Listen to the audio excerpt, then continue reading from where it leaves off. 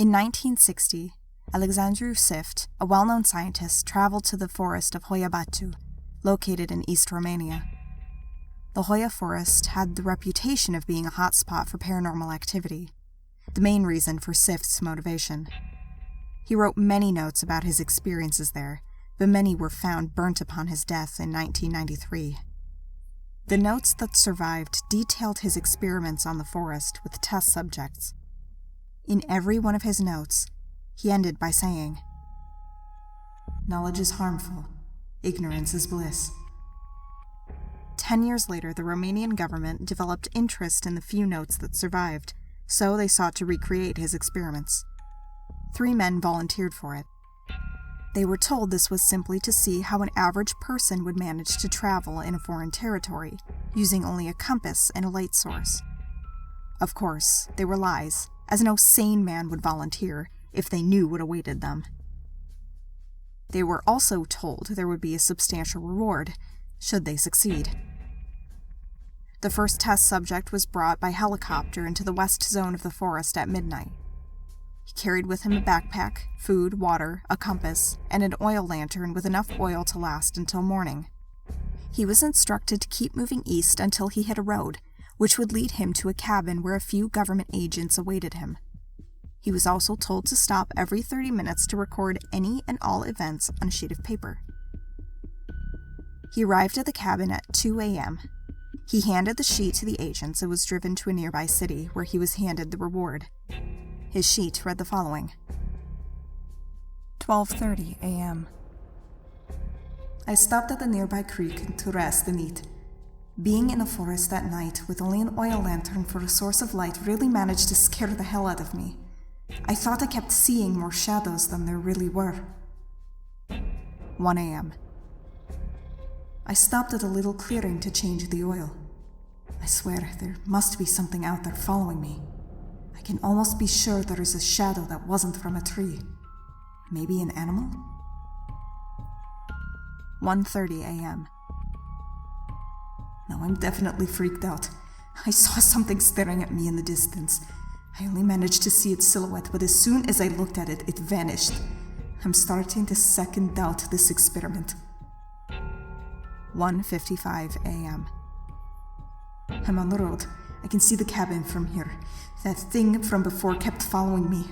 The more I walked, the more it got closer. Thankfully, I haven't seen it for a while, so I figure I'll just get to the cabin without any more delays.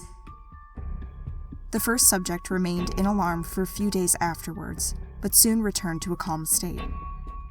The second test subject was deployed to the same spot as the previous one on the following night.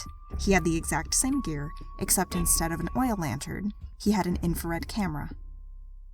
He arrived at the cabin at 5 a.m. The agents noticed he was physically and psychologically shaken. He was panting and crying in fear. His sheet read the following. 12:30 a.m. This camera really doesn't help me navigate. I even fell a few times because of it. Almost everything I see is blue and black, except for the occasional red spot of an animal or a bird. 1 a.m. I don't know what the fuck you guys put out here with me, but it's not funny. I took a break to drink some water when I heard a rattle coming from deep in the forest. I took my camera to see what it was, but I can be sure it was no normal animal. It was big, but hunched over. I couldn't make out its details since it was glowing bright red.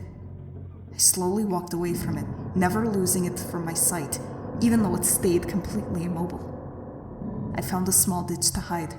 I guess it's better to right in here than out in the open. I'll quicken up my pace. The faster I get out of here, the better. 4:30 a.m. I'm sorry for not writing more frequently. I just never had the chance. Shortly after the last entry, I heard it walking towards me. I hid in a small cave and waited for it to pass. I took so long because of that, it didn't leave me alone. I'll probably not write anything else until I get to safety. The last thing I want is to be surprised by that thing while my guard is down. The second test subject was visibly stressed and was taken to a psychologist for 3 months. The third subject never came back. He was deployed in the same spot on the next night. He had the same gear, except he had a night vision camera. When the agents were leaving the shack, they noticed a torn, ragged piece of paper on the doorstep. It had only one entry. It read the following: 12:05 a.m. If you find this, please tell my family I love them. These may be my last words. After I couldn't see the helicopter anymore, I turned on the camera to check my surroundings. I can see it 20 meters in front of me. It doesn't move as I write this. It doesn't even blink, but it has no eyebrows. It's higher than any human or bear I've ever encountered. It's hunched like a gorilla, supporting its weight on the extremities of its limbs. I can't even call those things hands. It has fish-like eyes, no pupils, pure engulfing darkness. Oh God, it's tearing down trees as it moves. After the conclusion of the experiment, the Romanian government placed an electrified fence and guard towers surrounding the entire Hoiabaciu forest. They made sure not to let anyone in or out.